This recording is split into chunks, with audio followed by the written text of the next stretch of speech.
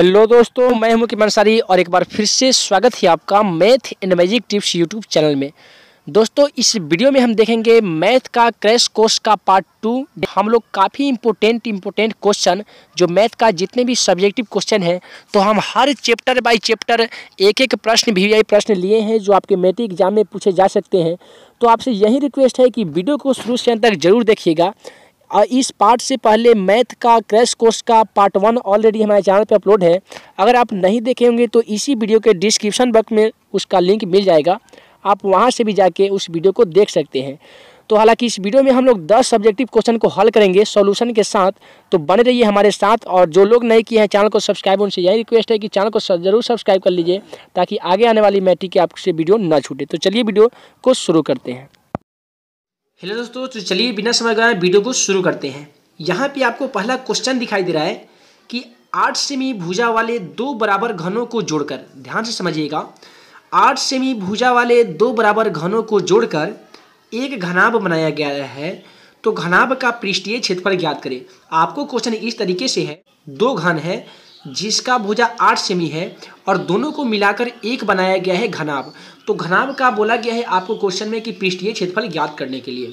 तो आप क्या कीजिएगा कि फिगर के हिसाब से आप पहले दो घन जोड़ लीजिएगा। ठीक है, दो घन इस प्रकार आप जोड़ लीजिएगा और जोड़ने के जस्ट ही बाद आपको क्या करना है, उसका लंबाई, चौड़ाई और ऊंचाई का मान लिखना है। देखिए, घन में लंबाई कितने इसमें दिया गया है, 8 सेमी दिया गया है, लेकिन जब दो घन को आप जोड़ेंगे तो लंबाई 8 + 8, ठीक है, 8 + 8 यानी आपका हो जाएगा 16 सेमी। फिर चौड़ाई यानी b दिया गया आपका 8 सेमी और h यानी ऊंचाई दिया गया है आपका 8 सेमी। ठीक है, इतना तो आप कर सकते हैं। l का मान मालूम चल गया, b का मान मालूम चल गया और h का मान मालूम चल गया। दोस्तों, अब आपको क्वेश्चन में बोला गया है कि घनाभ का पृष्ठीय क्षेत्रफल ज्ञात करें। तो इसके लिए आपको एक फार्मूला का यूज करना होगा, जो आप लिखेंगे पृष्ठीय क्षेत्रफल बराबर, ठीक है, पृष्ठीय क्षेत्रफल बराबर फार्मूला होता है 2 × LB + LH + BH। ठीक है, ध्यान से सुनिएगा, 2 × LB + LH + BH। तो अब यहाँ पे आप लिखेंगे कि 2 × L, देखिए L का मान क्वेश्चन में दोस्तों कितना सेमी है, ये 16 सेमी है, तो हम लिख देंगे 16 गुने B का मान। B का मान ध्यान से देखिएगा, यहाँ पे 8 सेमी है, तो हम भी लिख देंगे 16 गुने 8। फिर है प्लस, तो लिख देंगे प्लस, और L का मान, फिर हम L का मान लिखेंगे 16 और फिर गुने H का मान। H का मान दोस्तों है 8 सेमी, फिर लिखेंगे प्लस BH, ठीक है, B का मान लिखेंगे और H का मान। तो B का मान देखिए 8 है और H का मान भी 8 है, तो हम लिख देंगे 8 गुने 8। ठीक है, इतना करने के बाद ध्यान से सुनिएगा, इतना करने के बाद सिंपली आपको क्या करना है कि 2 है तो हम लिखेंगे 2, कोष्ठ है तो लिखेंगे कोष्ठ, और 16 में हमको क्या करना है दोस्तों, 8 से मल्टीप्लिकेशन कर देना है। ठीक है, तो 16 में अगर आप 8 से गुना करेंगे तो 16 × 8 = 128 आपका हो जाएगा। ठीक है, फिर 16 में आपको 8 से गुना कर देना है, तो फिर आप 16 में 8 से गुना कर देंगे तो फिर आपका आएगा 128, और फिर क्या करना है, 8 में 8 से आपको मल्टीप्लिकेशन कर देना है, तो 8 × 64 हो जाएगा। इतना करने के बाद आप देखिए कि ये 2 है तो हम भी लिखेंगे 2, ठीक है, 2 का 2, अब कोष्ठ हटता है तो हमको मालूम होगा कि गुना लिखते हैं। अब इस सभी को हमको ऐड कर देना है। ठीक है, तो 126 है और 100 यहाँ पे भी है, सॉरी 128 है और यहाँ पे भी है आपका 128, तो 28 28 होता है 156, 100 मिलकर 256 हो गया, और हमको 256 में हमको ऐड कर देना है 64, तो 256 में आप 64 ऐड करेंगे तो आपका आएगा 320। ठीक है, आप जोड़ के देख सकते हैं, आपका इतना ही आएगा, 320 आएगा। उसके लास्ट स्टेप में आपको दिखाई दे रहा है कि 2 × 320 है, यानी हमको 320 में 2 से मल्टीप्लिकेशन कर देना है। ठीक है, तो आपको क्या करना है कि जब 2 में आप मल्टीप्लिकेशन करेंगे 2 से, तो 2 में आपको सिंपली 0 से गुणा करेंगे तो 0 हो जाएगा, और 2 दूनी 4 हो जाएगा और 2 तिहाई 6 हो जाएगा, यानी जो आंसर आएगा वह होगा 640 cm²। ठीक है, तो इस तरीके से आपको जो ये एग्जाम में अगर क्वेश्चन दे दिया जाता है तो आप आसानी से, हमें उम्मीद है कि आप समझ चुके होंगे, और इस तरीके से एग्जाम में आप आसानी तरीके से इस क्वेश्चन को बना सकते हैं और अच्छा से अच्छा मार्क्स ला सकते हैं। ठीक है, तो चलिए हम लोग दूसरा क्वेश्चन ले लिए हैं, जो ये क्रैश कोर्स का काफ़ी इंपॉर्टेंट क्वेश्चन आपको लिए हैं इस वीडियो में। तो वीडियो को लास्ट तक जरूर देखिएगा ताकि आपसे प्रश्न एक भी ना छूटे। यहाँ पे आप क्वेश्चन देख पा रहे हैं, दिया गया है कि यदि a 6,1, b में दिया गया है 8,2, c में दिया गया है 9,4 तथा p,3, ठीक है, ये डी में दिया गया है p,3 तक समांतर चतुर्भुज के शीर्ष हैं, तो p का मान ज्ञात करें। सबसे पहले आपको एग्जाम में इस तरीके से क्या करना है, एक समांतर चतुर्भुज बना लेना है, ठीक है। यहाँ पे आप इस तरीके से बना लीजिएगा और एक यहाँ पे इस तरीके से, जैसे मैं आपको बता रहा हूँ सेम टू सेम वही तरीके से आपको एग्जाम में भी लिख के आना है। चूँकि बहुत समय कम है इसीलिए मैं जल्दी मैं आपको बता रहा हूँ, हालांकि जल्दी बताने पर भी आपको समझ में आ जाएगा। देखिए हम इसका लिखेंगे ए, इसका लिखते हैं बी, इसका लिखते हैं सी और इसका लिखते हैं डी। आप किस तरह भी लिख सकते हैं, ये ए बी सी डी भी लिख सकते हैं। इतना करने के बाद आप इसका मान लिखेंगे। देखिए ए में ए का मान यहाँ पे दे दिया गया 6,1, तो आप लिखेंगे 6,1, ठीक है। बी में अब इसका मान लिखना है, तो बी में भी मान दे दिया गया है 8,2, तो आप भी लिखेंगे 8,2, ठीक है। सी में इसका मान देख लेते हैं 9,4 दिया गया है, तो आप भी लिखेंगे 9,4। और डी में देख लेते हैं, डी का मान दिया गया है p,3, तो हम भी लिखेंगे p,3, ठीक है। तो इतना लिखने के बाद आपको क्या करना है, सिंपली विकर्ण खींच देना है इसमें, इस तरीके से आप इस पर एक विकर्ण खींचेंगे और एक विकर्ण आप इस पर खींचेंगे, ठीक है। इतना करने के बाद आपको यहाँ पे ओ लिख लेना है या कुछ भी इसका नाम दे देना है। तो आप लिखेंगे AC का मध्य बिंदु O का निर्देशांक, यहाँ पे आप लिखेंगे AC का मध्य बिंदु, ठीक है, O का निर्देशांक। ध्यानपूर्वक समझिएगा, आपको समझ में आ जाएगा।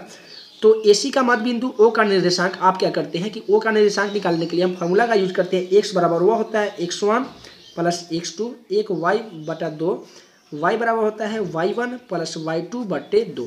देखिए ये x1 का मान हो जाएगा और ये हो जाएगा x2 का मान, ठीक है। x1 का मान कितना है 6 और x2 का मान कितना है 9, तो हम लिखेंगे 9 प्लस 4, ठीक है। लिख देंगे 9 प्लस 4 बटे 2 और y1 प्लस y2, y1 का मान देखिए 1 है और y2 का मान 4 है, तो हम लिखेंगे 1 प्लस 4 बटे 2, तो 9 4 आपका आ जाएगा 13/2, ठीक है। 9 सॉरी यहाँ पे 4 में लिख दिया हूँ, x2 का मान तो हालांकि 4 ना है, ठीक है।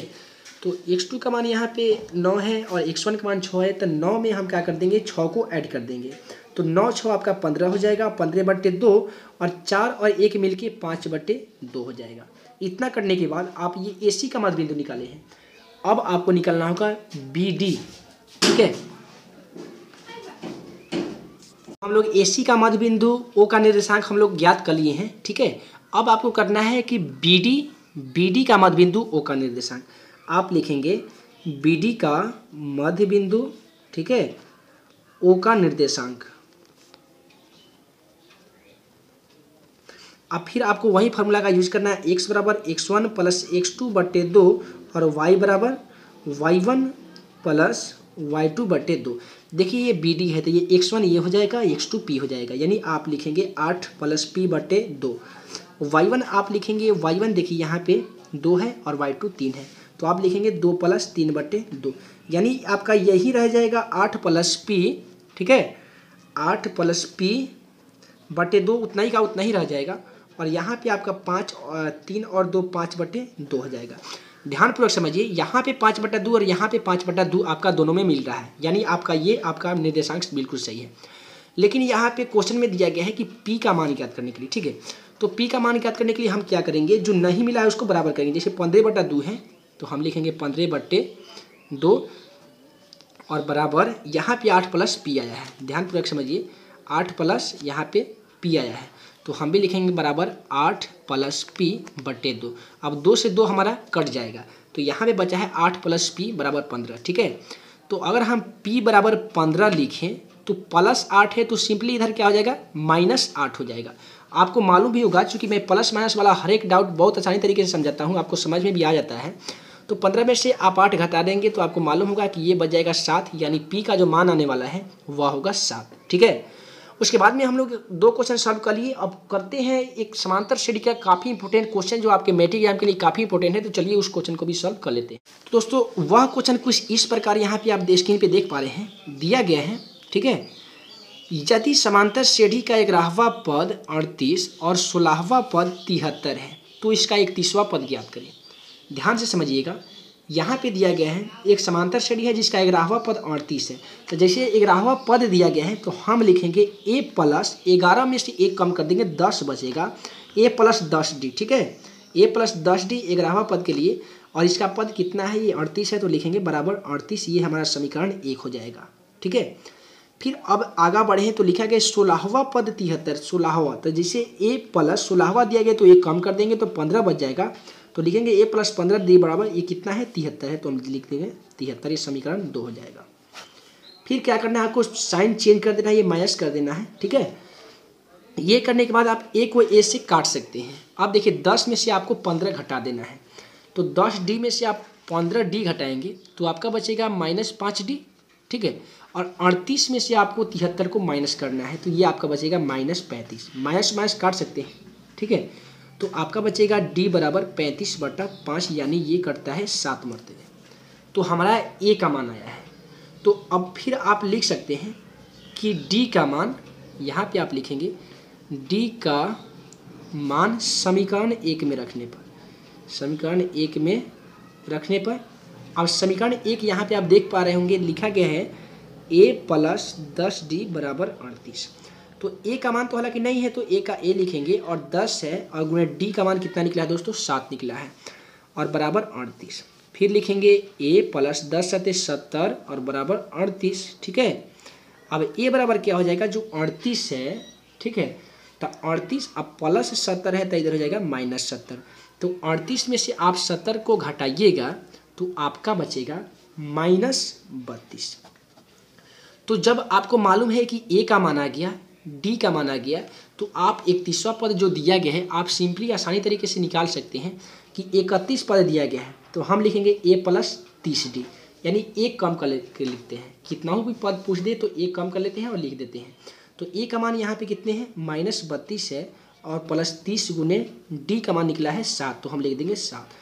फिर -32 का -32 प्लस का प्लस, और 3 × 7 = 21, यानी 210 हो जाएगा। ठीक है, अब इसका मतलब यह हुआ, ठीक है, कि -32 है कि 32 रुपये हमारे पास कर्जा है और 210 रुपये कहीं से आया, तो हम 32 रुपये कर्जा सधा देंगे, तो 210 में से हम क्या करना है, सिंपली 32 को माइनस कर देना है, तो हमारा बचेगा 100।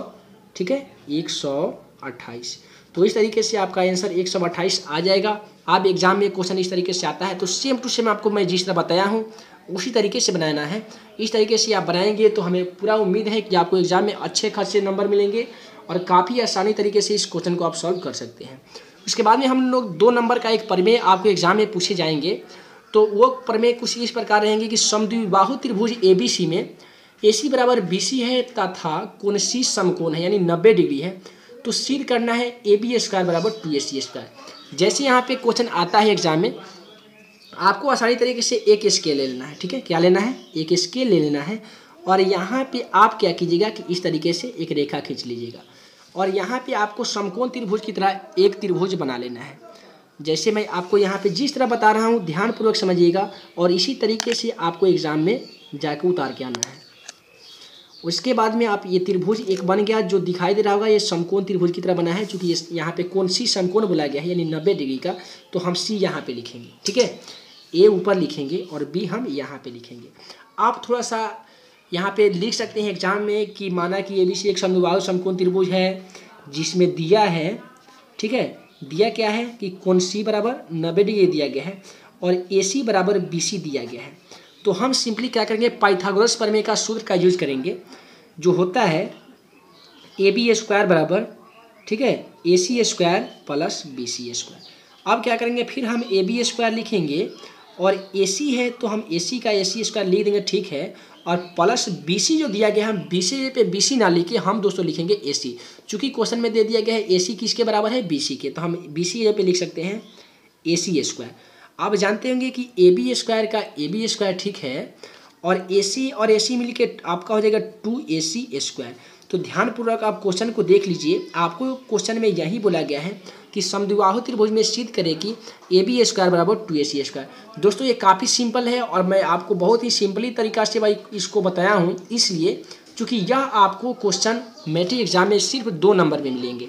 ठीक है, उसके बाद में एक क्वेश्चन यहाँ पे समांतर श्रेणी का ही दिया गया है। TAP 3,13,23 डॉट डॉट का प्रथम पद और सार्वंतर ज्ञात करिए। प्रथम पद के मतलब होता है A, तो यहाँ पे A कितना दिया गया, 3 आंसर, ठीक है। उसके बाद में दिया गया सार्वंतर।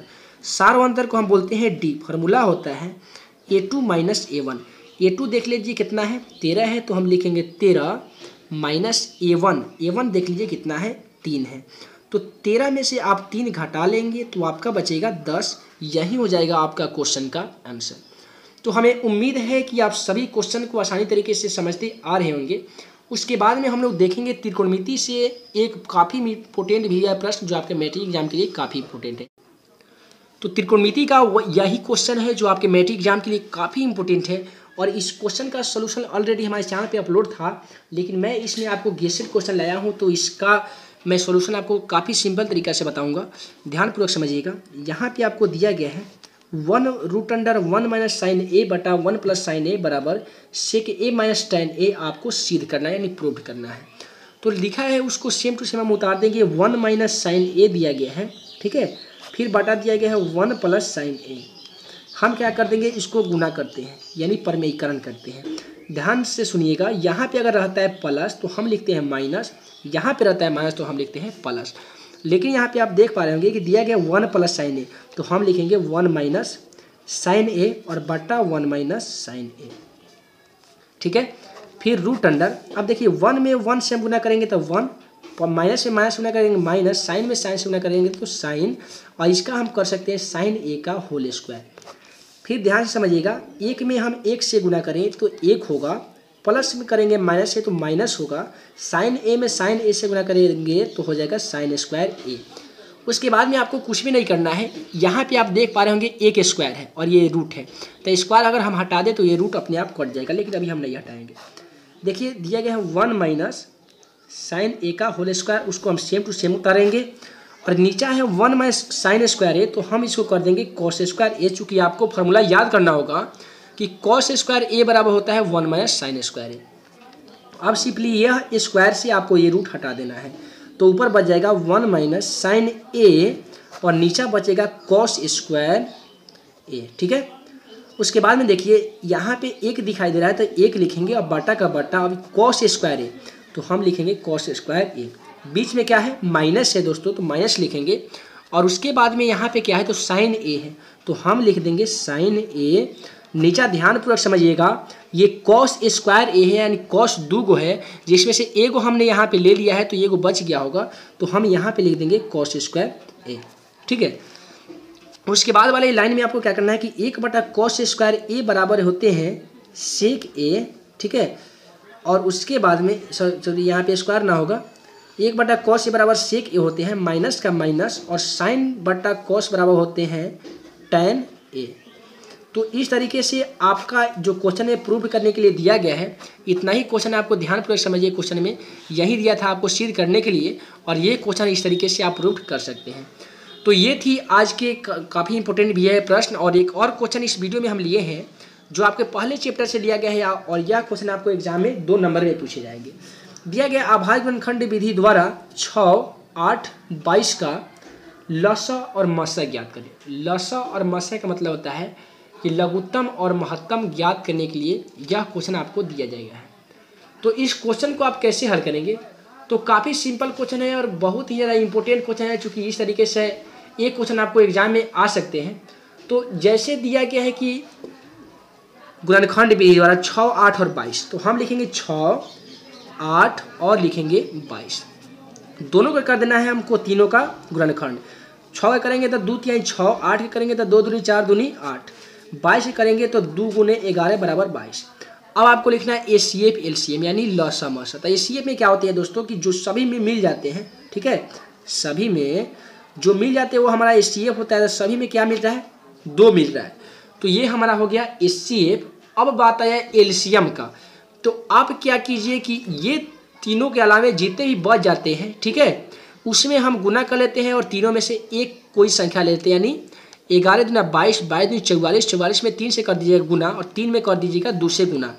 तो गुना करने के बाद आपका आंसर कितना आएगा, यह आंसर मैं आपके लिए छोड़ रहा हूँ कि इसका आंसर क्या होगा। आप अभी जाइए और कमेंट बॉक्स में इसका आंसर लिख दीजिए कि इसका आंसर क्या होगा। ठीक है, तो जब इसका आंसर आप लिख लेंगे तो हमें उम्मीद है कि आप अगर अच्छी तरीके से पढ़ाई करते होंगे तो इसका आंसर आप ज़रूर लिख देंगे।